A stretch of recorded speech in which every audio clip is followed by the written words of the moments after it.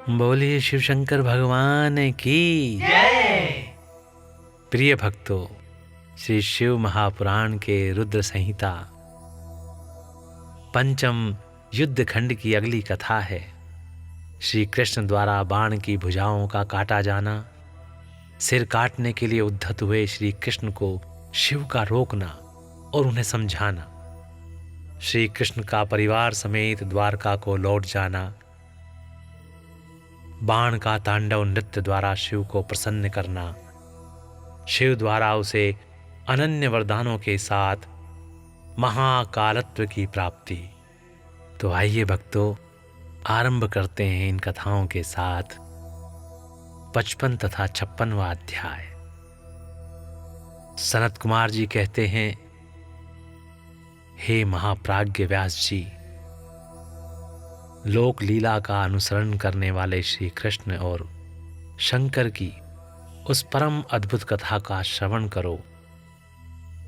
हे तात, जब भगवान रुद्र लीलावश पुत्रों तथा गणों सहित सो गए, तब दैत्यराज बाण श्री कृष्ण के साथ युद्ध करने के लिए प्रस्थित हुआ।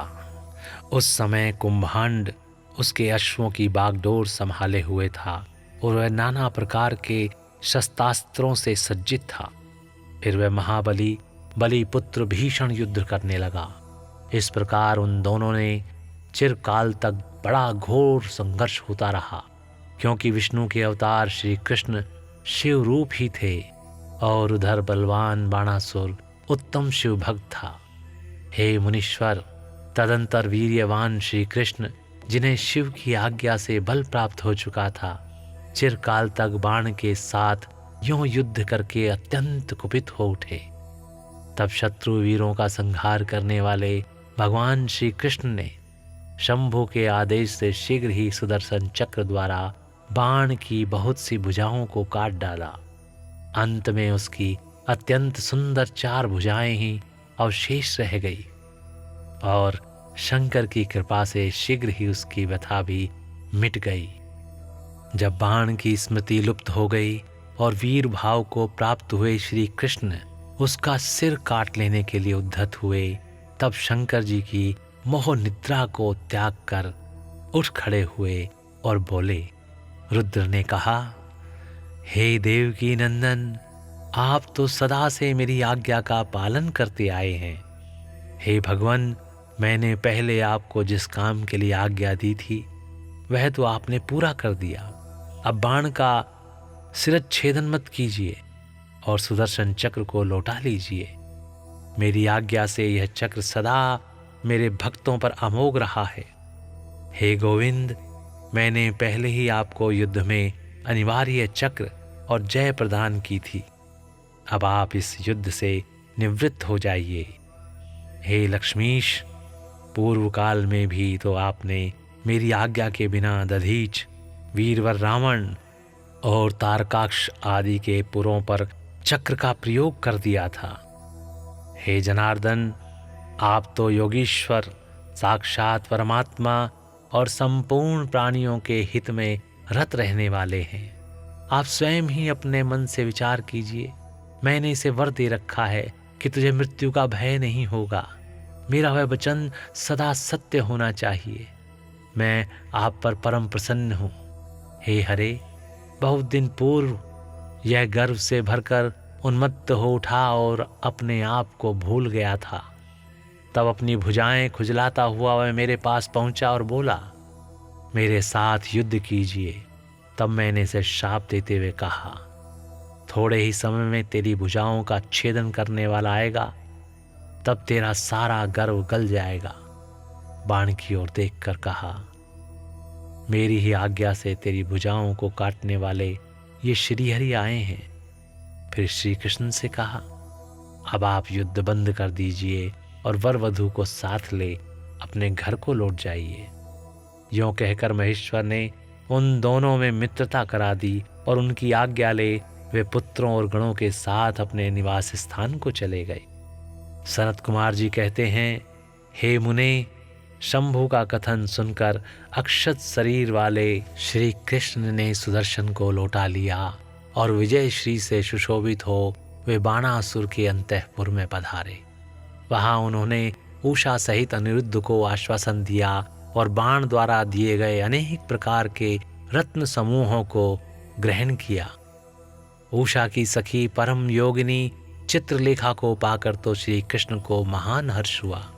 इस प्रकार शिव के आदेशानुसार जब उनका सारा कार्य पूर्ण हो गया, तब वे श्री हरि हृदय से शंकर को प्रणाम कर और बलि पुत्र बाणासुर की आज्ञा ले परिवार समेत अपनी पुरी को लौट गए।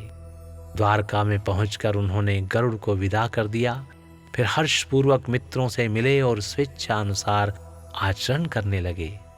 इधर नंदीश्वर ने बाणासुर को समझाकर यह कहा, हे भक्त शार्दुल, तुम बारंबार शिवजी का स्मरण करो, वे भक्तों पर अनुकंपा करने वाले हैं। अतः उन आदि गुरु शंकर में मन समाहित करके नित्य उनका महोत्सव करो। तब द्वेष रहित हुआ महामनस्वी बाण नंदी के कहने से धैर्य धारण करके तुरंत ही शिव स्थान को गया। वहां पहुंचकर उसने नाना प्रकार के स्तोत्रों द्वारा शिव जी की स्तुति की और उन्हें प्रणाम किया। फिर वहां पादों से ठुमकी लगाते हुए और हाथों को घुमाते हुए नाना प्रकार के आलीढ़ और प्रत्यालीढ़ आदि प्रमुख स्थानों को द्वारा सुशोभित नृत्यों में प्रधान तांडव नृत्य करने लगा।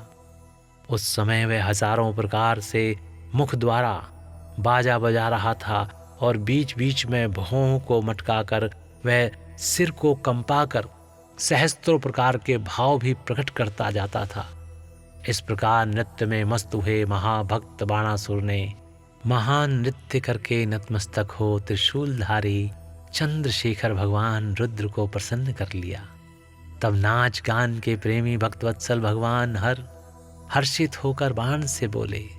रुद्र ने कहा, बलि पुत्र प्यारे बाण, तेरे नृत्य से मैं संतुष्ट हो गया हूं। अतः हे देवेंद्र, तेरे मन में जो अभिलाषा हो उसके अनुरूप वर मांग ले। सनत कुमार जी कहते हैं, हे मुने, शंभु की बात सुनकर दैत्यराज बाण ने इस प्रकार वर मांगा, मेरे घाव भर जाएं, बाहु युद्ध की क्षमता बनी रहे, मुझे अक्षय गणनायक तो प्राप्त हो, शोणितपुर में उषा पुत्र अर्थात मेरे दोहित्र का राज्य हो, देवताओं से तथा विशेष करके विष्णु से मेरा वैर भाव मिट जाए, मुझ में रजोगुण और तमोगुण से युक्त दूषित दैत्य भाव का पुनः उदय न हो, मुझ में सदा निर्विकार शंभु भक्ति बनी रहे और शिव भक्तों पर मेरी स्नेह और समस्त प्राणियों पर दया भाव रहे। यों शंभु से वरदान मांगकर बलिपुत्र महासुर बाण अंजलि बांधे रुद्र की स्तुति करने लगा। उस समय उसके नेत्रों में प्रेम के आंसू छलक आए थे। तदंतर उसके सारे अंग प्रेम से प्रफुल्लित हो उठे थे। वह बलि नंदन बाणासुर महेश्वर को प्रणाम करके मौन हो गया। अपने भक्त बाण की प्रार्थना सुनकर भगवान शंकर, तुझे सब कुछ प्राप्त हो जाएगा, यूं कहकर वहीं अंतर्ध्यान हो गए। तब शंभु की कृपा से महाकालत्व को प्राप्त हुए रुद्र का अनुचर बाण परमानंद में निमग्न हो गया। हे व्यास जी, इस प्रकार मैंने संपूर्ण भुवनों में नित्य क्रीड़ा करने वाले समस्त गुरुजनों के भी सद्गुरु शूलपाणी भगवान शंकर का बाण विषक चरित, जो परमोत्तम है, कारण प्रिय मधुर वचनों द्वारा तुमसे वर्णन कर दिया। बोलिए शिव शंकर भगवान की जय। प्रिय भक्तों, श्री शिव महापुराण रुद्र संहिता पंचम युद्ध खंड की ये कथा और 55 तथा 56वां अध्याय यहीं पर समाप्त होता है। तो भक्तों स्नेह के साथ बोलिए शिव शंकर भगवान की जय। ओम नमः शिवाय, ओम नमः शिवाय, ओम नमः शिवाय।